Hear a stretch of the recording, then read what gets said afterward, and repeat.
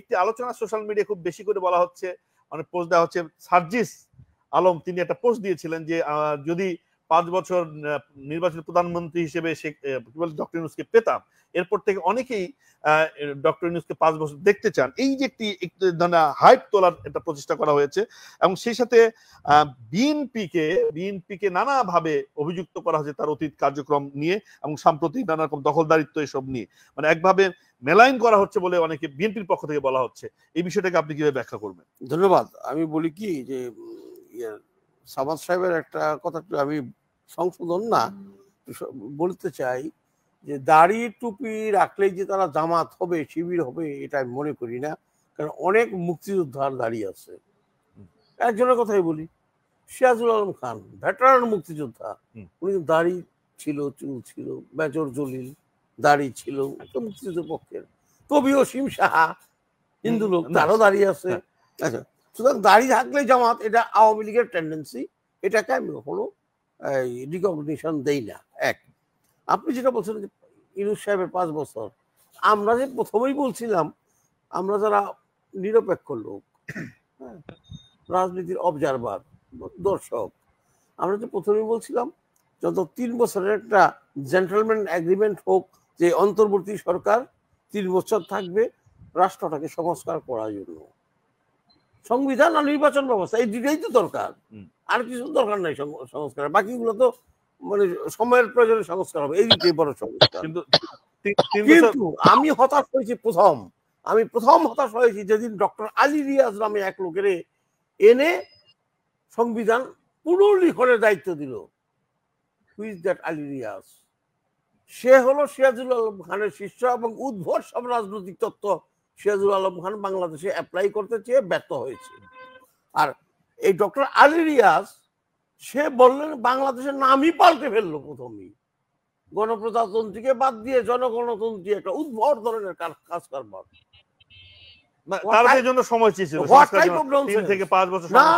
আমার বাংলাদেশের নাম চেঞ্জ করবেন। বিএনপি যত ভুল করেছে গত 15 বছর আমি দেখেছি, এইবার এসে বিএনপি কারেক্ট রাজনীতি করেছে, একদম কারেক্ট রাজনীতি করেছে, দায়িত্বশীল রাজনীতির পরিচয় দিয়ে। যেমন একটু উদাহরণ দিয়ে বলেন। যেমন রাষ্ট্রপতিকে সরাতে দেয় নাই। রাষ্ট্রপতিকে যদি বিএনপির সম্মতি পেলেই রাষ্ট্রপতিকে সরাতে পারত, সাংবিধানিক সংকট দেখা দিত, মারাত্মক সংকট। এইটা একটা করেছে। ওই জুলাই ঘোষণাপত্র, জুলাই ঘোষণাপত্র ওটা যদি গৃহীত হতো, ওটা হতো সংবিধানের বিকল্প, আমাদের সংবিধানের বিকল্প। আর সংবিধান যদি না থাকে, এই সংবিধান 72-এর সংবিধান যেটা ভিত্তি করে 15টা সংশোধনী হয়েছে, হয়তো আরো হবে। এই সংবিধানই যদি না থাকে তাহলে বাংলাদেশ রাষ্ট্রের অস্তিত্ব থাকে না। আর বাংলাদেশ রাষ্ট্রের অস্তিত্ব না থাকলে 71 থাকে না। 71 থাকলে বিএনপির প্রতিষ্ঠাতা জিয়াউর রহমান থাকে না।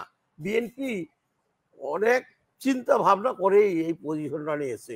শুনেন, শেষ পর্যন্ত কি টিকে থাকতে পারবে? মানে এই লড়াই বিএনপির পক্ষে এই চ্যালেঞ্জ মোকাবেলা করে বিএনপির পক্ষে ডিফেন্ড করা বা বিএনপির পক্ষে কথা বলার দায় আমার নাই। কারণ এই দলটা আমার সাথে যে দুর্ব্যবহার করছে, যে অসদাচরণ করছে, তাদের পক্ষে আমার কথা বলার দরকার। আমি আমার বাংলাদেশের পক্ষে কথা বলছি, গণতন্ত্রের পক্ষে কথা বলছি, এবং এখন আমি দেখছি বিএনপির বর্তমান রোল বাংলাদেশের গণতন্ত্রের পক্ষে, বাংলাদেশের মানুষের পক্ষে। ডক্টর ইউনূস সাহেবকে এরা 5 বছর ক্ষমতায় রাখতে চায়, তাহলে শেখ হাসিনা কি দোষ করেছে বিনা ভোটে নির্বাচিত হয়ে ক্ষমতায় থেকে? শেখ হাসিনার অপরাধটা কি ছিল যে বিনা ভোটে, রাতের ভোটে নির্বাচিত হয়ে? শেখ হাসিনা ফ্যাসিস্ট ছিলেন তাদের ভাষায়। না, তাহলে আপনারা যদি 5 বছর বিনা ভোটে একটা লোকের প্রধানমন্ত্রী বানাইতে চান, তাহলে আপনারা তো শেখ হাসিনার প্রেতাত্মা, তার মানে কি পদাঙ্ক অনুসরণ করে আপনারাও বিনা ভোটে ক্ষমতায় থাকতে চান কেন? ডক্টর ইউনূস সাহেব আসুক, বলুক যে আমি এনসিপির চেয়ারম্যান, আমি ইলেকশন করবো, পালাবদল না, একটু সংস্কার দরকার, নতুন ভাষণ দরকার রাজনীতিতে। আমি চাই ইউনূস সাহেব বাংলাদেশের প্রধানমন্ত্রী হন, আমি চাই বাংলাদেশের প্রধানমন্ত্রী হন, তবে তাকে নির্বাচন করে আসতে হবে। সেটা এনসিপির হোক, সিপিবির হোক, সামাদ সাহেবের দল থেকে নমিনেশন নিয়ে হোক, যেখান থেকে নিয়ে হোক, তাকে নির্বাচিত হয়ে এসে 5 বছর কেন দরকার 2 টার্ম 10 বছর জি থাকুক, আবার আপত্তি নাই। সামাদ ভাই, তাহলে আসলে কি অপেক্ষা করছে সামনের দিনে? রাজনীতি কোন দিকে যাচ্ছে বলে আপনি মনে করেন? জন আকাঙ্ক্ষার পরিপূরক কতটা রাজনীতি হবে? আপনি যদি বলছিলেন যে আবারও আন্দোলনে নামতে হবে, আসলে এই জাতি, এই জনগণ আসলে আন্দোলনের জন্য প্রস্তুত কিনা? তারা তো বারবারই আন্দোলন করেছে, তার ফল কি? একটা কথা হলো কি, ওই যে মোহন ভাই তো বলেই গেছে, এনসিপি নির্বাচনে গেলে সারা বাংলাদেশে তাদের একটা সিটও নাই, কারো জামানতও থাকবে না, তারা জানে। কিন্তু এখন তারা 400, 500, 200 গাড়ি নিয়ে শোডাউন করতেছে।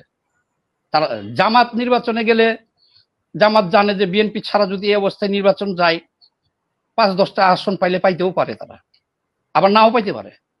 তাহলে একমাত্র দেশে এখন নির্বাচন হইলে, এটা সবাই জানে, আপনিও জানেন, আমিও জানি, বিএনপির কোনো প্রতিদ্বন্দ্বী নাই, তারা এত আসনে জিতবে। নির্বাচন হলে আচ্ছা, তাহলে নির্বাচন কতটা নিশ্চিত? না না না, সেটাই বলছি আমি। তাহলে কি কারণে এনসিপি নির্বাচনে যাবে, কি কারণে জামায়াত নির্বাচনে যাবে? ওই যে আমি যে আপনাকে প্রথমেই বলে দিয়েছি যে আমরা ভিতরের কিছু খবর জানি এবং আমরা প্রিপারেশনও নিচ্ছি। আবারও সেই আন্দোলন করে এই সরকারকে সরাইতে হবে। সোজা পথে এই সরকার যাবে না। আর এমন এমন লোককে এই উপদেশটাই রাখা হয়েছে,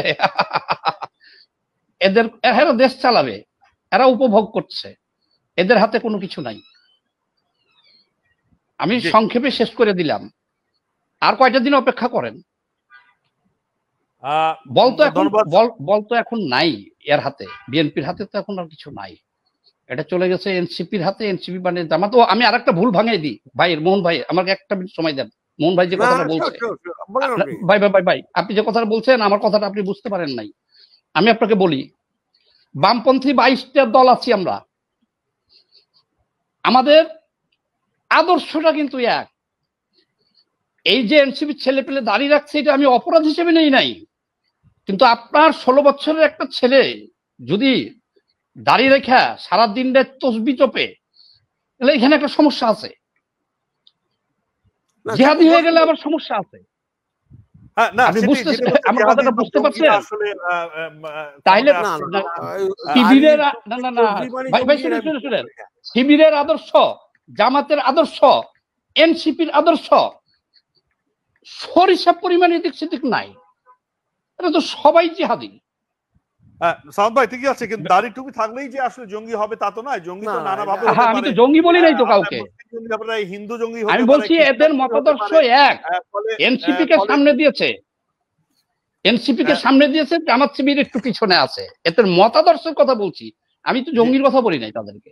জি ধন্যবাদ সাউদ ভাই, আপনাকে আবারও অসংখ্য ধন্যবাদ জানাচ্ছি আমাদের সময় দেওয়ার জন্য।